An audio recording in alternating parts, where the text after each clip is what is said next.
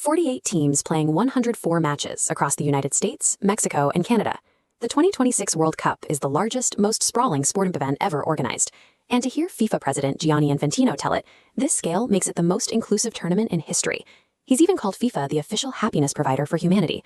But bringing that happiness to North America means navigating some stark economic hurdles. Fans are trying to afford cross-border trips during a period of high inflation and staring down secondary market ticket prices that climb as high as $32,970. Then there is the physical reality of moving millions of people across international lines. FIFA's vision of a borderless global celebration crashes directly into the host nation's strict ICE enforcement and heavily militarized borders. Expanding the tournament roster to 48 countries brought in more athletes, but it also imported the world's active geopolitical conflicts straight into North American host cities. The Trump administration's hardline immigration policies are actively colliding with the massive logistical needs of this global festival. We can see this play out with the Somali referee who was outright denied entry into the United States and blocked from officiating at the tournament. That single denial makes the hierarchy clear. A golden ticket from FIFA does not override a nation's internal security protocols or visa restrictions. These restrictive entry policies generated immediate international friction, eventually leading an official from the German Soccer Federation to openly discuss boycotting the World Cup entirely. Long before any athlete or official can compete on the pitch, they have to survive the geopolitical filter of customs and border protection. That filter tightens considerably when factoring in the escalating military conflict involving the United States, Israel, and Iran. The war is sending macroeconomic ripples across the globe, driving up the price of oil, but it is also having a direct physical impact on the tournament, specifically disrupting the pre-tournament preparations of the Iranian national soccer team.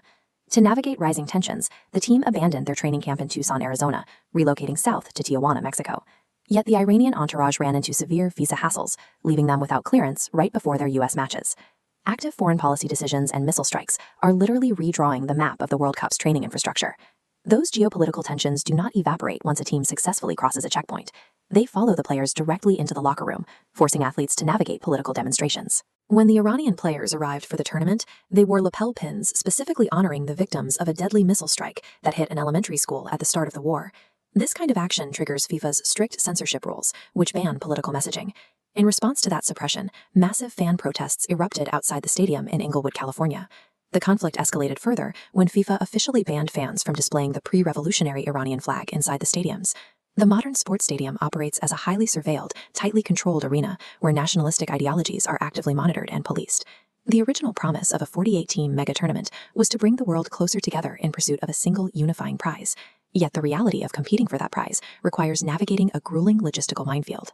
Elite teams have to battle through intense visa interviews, fortified border checkpoints, and extreme summer heat that easily breaks 90 degrees.